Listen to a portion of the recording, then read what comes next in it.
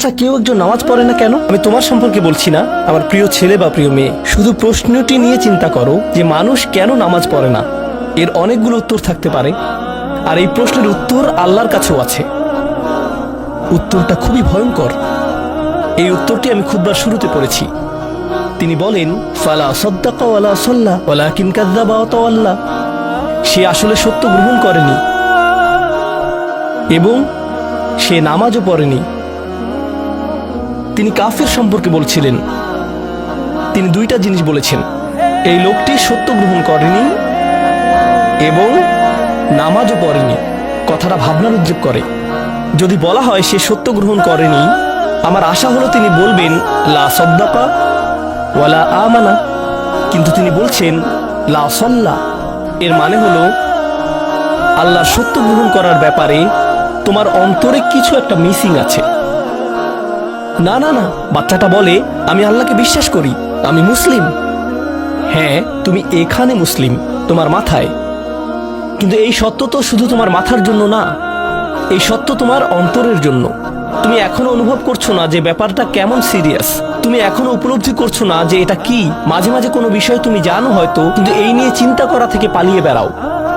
এটা সত্য, তুমি জানো বিষয়টা কিন্তু চিন্তা করতে চাও না। আর তাই এটা যেহেতু মিসিং, ঠিক এই কারণে আমি সহজেই নামাজের কথা ভুলে যাই কখনো কখনো, এবং তুমিও ভুলে যাও কখনো কখনো। এমনটা ঘটে কারণ আমাদের অন্তর কিছুটা বিভ্রান্ত হয়ে পড়ে। দিনের এই সত্যতা, আল্লাহকে সেই সত্যটা, সেই অকাট্য সত্যটা আমাদের মস্তিষ্কের পেছনের কোনো একটা সেলফে গিয়ে পড়ে থাকে। আমরা অন্য কিছুতে ব্যস্ত হয়ে পড়ি এবং এই নিয়ে আর চিন্তা করি না। আল্লাহ এটাই বলেছেন। সুতরাং তোমার নামাজ পড়া আল্লাহর প্রয়োজন নেই।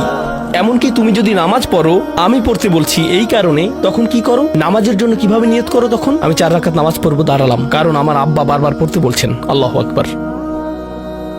নবী সাল্লাল্লাহু আলাইহি সাল্লাম আমাদের বলেছেন, নিয়ত সঠিক না হলে কাজের কোনো মূল্য থাকে না। ইন্নামাল আমালু বিন্নিয়াহ, ইন্নামাল আমালু বিন্নিয়াত। এমনকি যদি তুমি কাজটা করেও থাকো কিন্তু তোমার নিয়ত ছিল আমি শুধু তোমাকে বিরক্ত করি, এটাই তোমার নিয়ত, তখন এই নামাজ আমার যেমন কোনো উপকার করবে না, ঠিক তেমনি তোমারও কোনো উপকার করবে না। তোমার সত্যিকারের আন্তরিক নামাজ থেকে একমাত্র যে উপকৃত হবে সে হলো তুমি নিজে। এখন এটাই সেই প্রশ্নের উত্তর যে কেন একজন মানুষ নামাজ পড়ে না।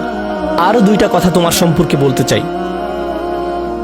তার মাঝে একটা হলো নামাজ পড়ার উদ্দেশ্য কি, কোন কারণে পড়ব। কারণ তুমি হয়তো ভাবছো নামাজ পড়ার উদ্দেশ্য হলো তুমি যেন জাহান্নামে না জ্বলো। নামাজ পড়ার উদ্দেশ্য হলো তুমি যদি নামাজ না পড়ো আল্লাহ তোমাকে ঘৃণা করবেন। নামাজ পড়ার উদ্দেশ্য হলো তুমি যদি নামাজ না পড়ো তুমি শাস্তি পাবে, অথবা তুমি আর মুসলিমই থাকবে না, ফেরেশতারা তোমাকে অভিশাপ দিবে। সমস্ত নেতিবাচক বিষয়। আল্লাহ ওই সমস্ত উদ্দেশ্যের কথা উল্লেখ করেননি। নেতিবাচক কিছু থেকে মুক্তি পাওয়া নামাজের মূল উদ্দেশ্য নয়। নামাজের মূল উদ্দেশ্য হলো ইতিবাচক কিছুর দিকে ছুটে চলা, এটাই নামাজের উদ্দেশ্য। এমন 2 ছাত্রের মধ্যে পার্থক্য জানো? একজন লেখাপড়া করে যেন সে ফেল না করে, আর অন্যজন লেখাপড়া করে কারণ সে ওই সাবজেক্টটা পড়তে ভালোবাসে। একজন ছাত্র পড়ালেখা করছে পজিটিভ কিছুর জন্য, আর অন্যজন পড়ালেখা করছে কারণ সে এমন কিছু থেকে বাঁচতে চাচ্ছে যা নেগেটিভ। একজন কর্মচারী তার চাকরিটাকে দারুণ ভালোবাসে, আর অন্য একজন কর্মচারী শুধু চায় সে যেন চাকরিটা না হারায়। তারা একই চাকরি করছে, একেবারে অভিন্ন চাকরি, কিন্তু একজন চাকরিটা করতে পেরে কি যে খুশি, কত যে আনন্দ তার, আর অন্যজন খুবই হতাশ, সবসময় মনমরা ভাব। কেন?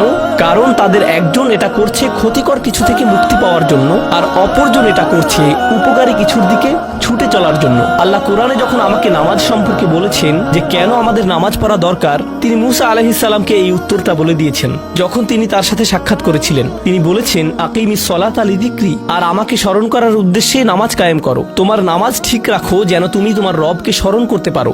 আমি তোমাকে ইতিমধ্যে বলেছি যে তোমার আমার সম্পর্কটা খুবই সীমিত, কিন্তু তোমার সাথে আল্লাহর সম্পর্কটা অনেক আগে থেকে শুরু হয়েছিল, আর তার সাথে তোমার এই সম্পর্কটা অনন্তকাল ধরে বলবৎ থাকবে।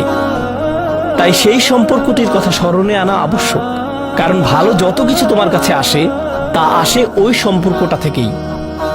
সামান্য কিছু ভালো জিনিস তোমার বাবার কাছ থেকে আসে, কিছু কিছু ভালো জিনিস, কিন্তু সকল ভালো জিনিস যা তোমার কাছে আসে তা আসে একমাত্র ওই সম্পর্কটির কারণে।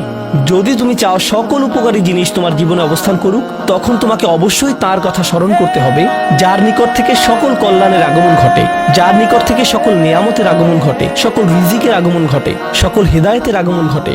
আর তাই আল্লাহ বলছেন, সর্বোত্তম যে উপায়ে তুমি এটা করবে তা হলো নামাজের মাধ্যমে তুমি আমাকে স্মরণ করবে। এজন্যই তোমার নামাজ পড়া দরকার। আচ্ছা, পরিশেষে এজন্যই তোমার এটা করা উচিত।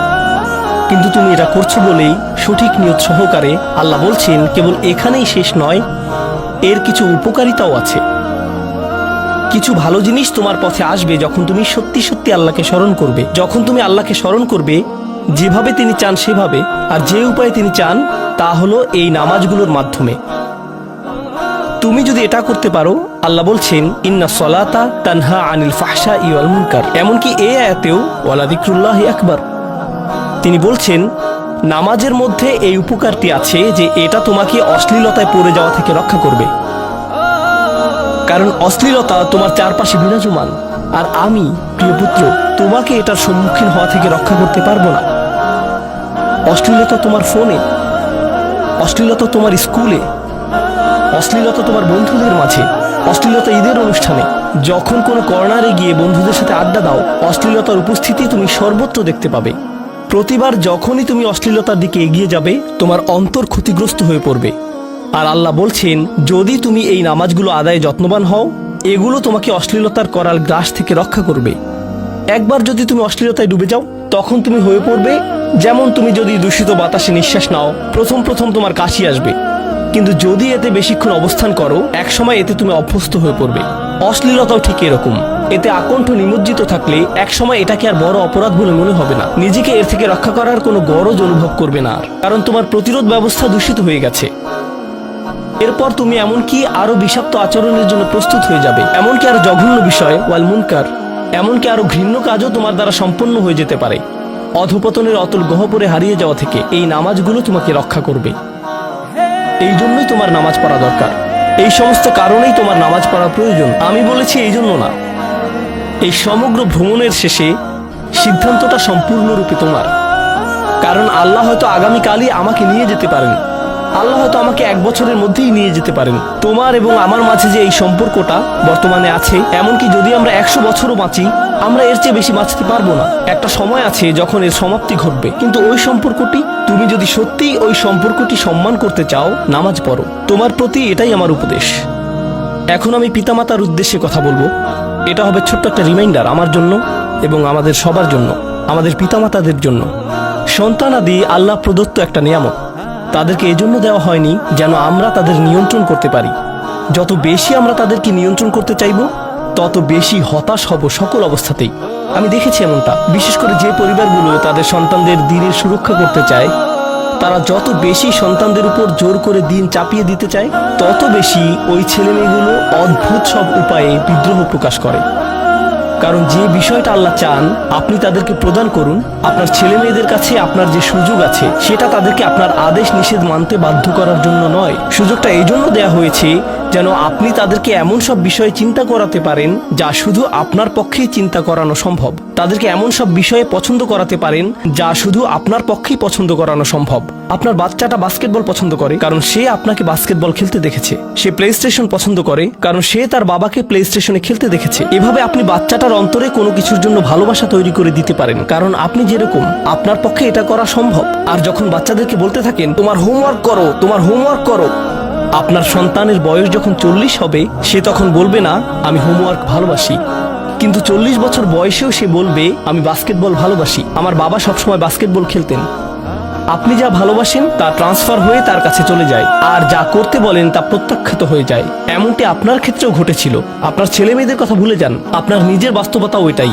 আপনার বাবার কিছু কিছু জিনিস যে আপনি এখনো পছন্দ করেন, তা ভালোবাসার মাধ্যমে আপনার নিকট ট্রান্সফার হয়েছিল। আর আপনার বাবার ওই ব্যাপারগুলো আপনি অপছন্দ করতেন যা তিনি জোর করে আপনাকে গেলাতে চেয়েছিলেন। এখানে উপবিষ্ট প্রত্যেকের বাস্তবতা এটাই, শুধু সেগুলোই গ্রহণ করেছি যেগুলো ভালোবাসার মাধ্যমে হস্তান্তরিত হয়েছিল। ঠিক এই ইশারাটাই আমাদের পিতামাতাদেরকে দেয়া হয়েছে সূরাতুল ইসরার এই আয়াতে, রব্বির হামহুমা কামা রব্বায়ানি সগীরা।